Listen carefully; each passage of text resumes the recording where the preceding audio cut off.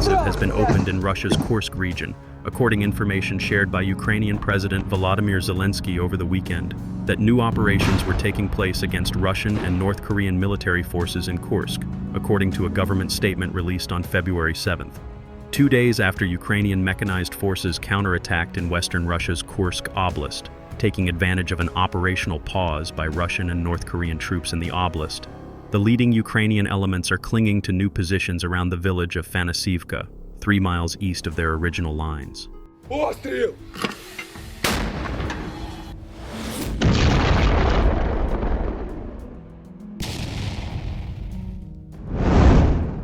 But to get as far as they did, the Ukrainians did what the Russians usually do: probed enemy lines for weaknesses, and then deployed fast-moving groups of armored vehicles to shuttle infantry into new positions past the original line of contact.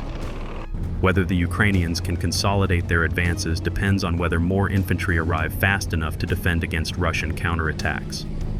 Having consolidated, Ukrainian forces may attempt another attack to build on their success.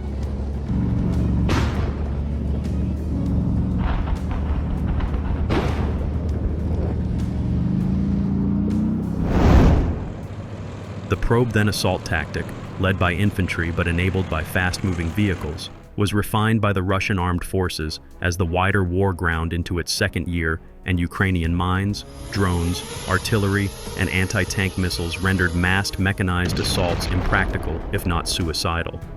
The Russians, with their 3-to-1 or greater manpower advantage in many sectors of the front, tend to send small groups of infantry toward Ukrainian lines, clearly assuming most of the scouts will get killed, but apparently hoping a few of them discover gaps in Ukrainian defenses.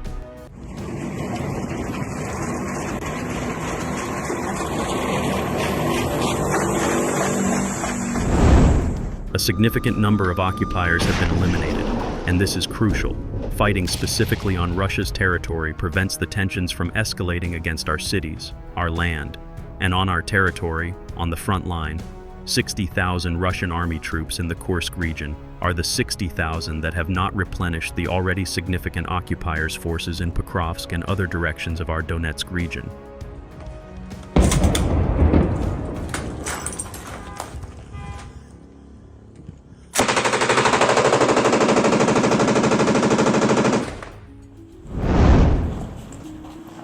Meanwhile, the Russian objective was to launch a massive assault in the western part of the Kursk salient, to disrupt Ukrainian counterattacks in the east, and prevent them from consolidating their newfound gains and advancing further.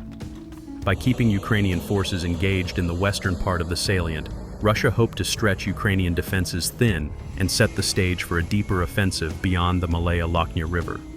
Ukrainian forces had anticipated a Russian push in this direction and had spent days preparing their defenses, preparing hidden firing positions, and stockpiling supplies. Constant drone surveillance allowed Ukrainian artillery to adjust its fire well before the assault began.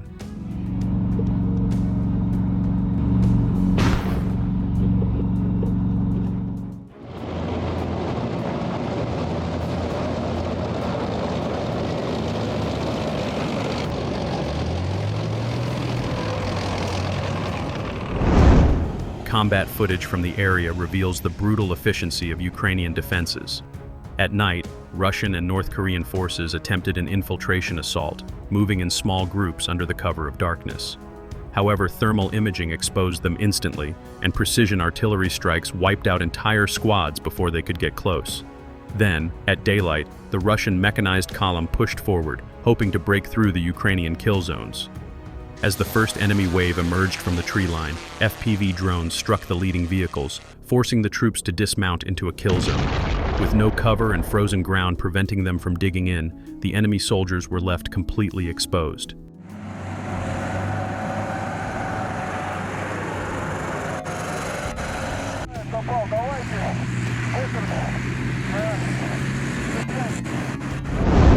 As more waves followed, Ukrainian defenders unleashed a devastating combination of firepower. Bradley infantry fighting vehicles provided suppressive fire, shredding enemy infantry with their 25mm autocannons. Artillery rained down cluster munitions, causing chaos and further splitting Russian formations. Drone operators used drone-dropped grenades to eliminate infantry seeking cover in the sparse tree line. The battlefield quickly turned into a massacre, with Russian and North Korean soldiers cut down before they could even reach Ukrainian positions.